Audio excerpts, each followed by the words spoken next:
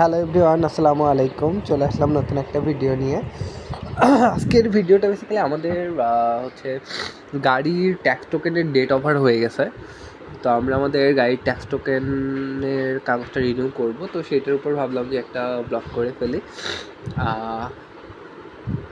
আমার অনেক ঠান্ডা লাগছে, যদিও ভয়েসে যদি কোনো প্রবলেম থাকে বা ক্ষমা সুন্দর দৃষ্টিতে দেখবেন।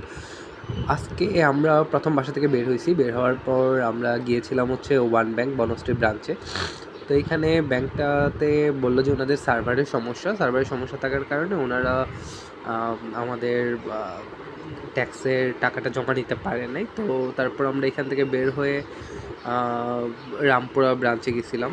তো আপনারা আসলে যারা গাড়ি ইউজ করে থাকেন তো সবাই জানেন যে প্রতি বছর একটা নির্দিষ্ট টাইমে গাড়ির ট্যাক্স টোকেনের মেয়াদ শেষ হয় এবং টাকা জমা দিতে হয়।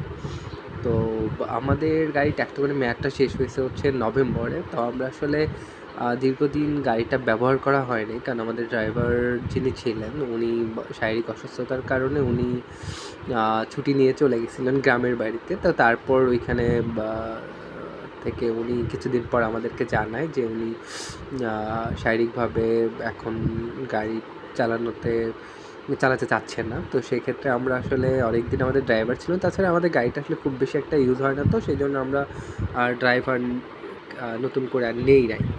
তো অনেক দিন গাড়িটা পড়েছিল, তো পড়ে থাকার কারণে যেটা হয়েছে যে নতুন করে গাড়ির কাগজটাও রিনিউ করা হয় নাই, মেয়াদ শেষ হয়ে গেছে।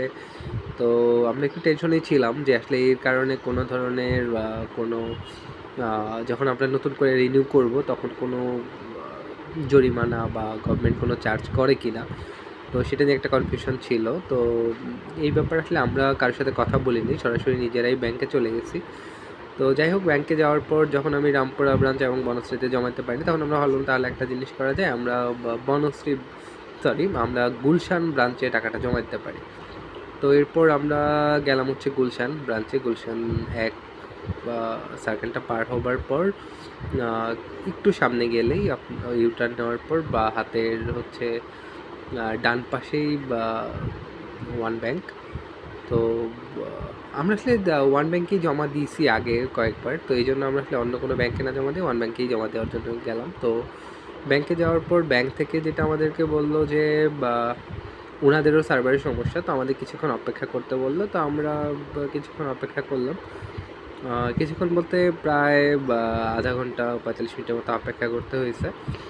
তো যারা গাড়ির ট্যাক্স টোকেন রিনিউ করবেন তাদেরকে বলে রাখতেছি, তো আপনারা যখন গাড়ি ট্যাক্স টোকেন রিনিউ করবেন সেক্ষেত্রে আপনাদের তেমন কোনো কাগজপত্র নিয়ে যেতে হবে না। শুধুমাত্র আপনাদের যার নামে গাড়ি তার একটা টিন সার্টিফিকেট লাগবে, এবং যে ট্যাক্স টোকেনের কাগজটা ডেট ওভার হয়ে গেছে সেই ট্যাক্স টোকেনের কাগজটা লাগবে।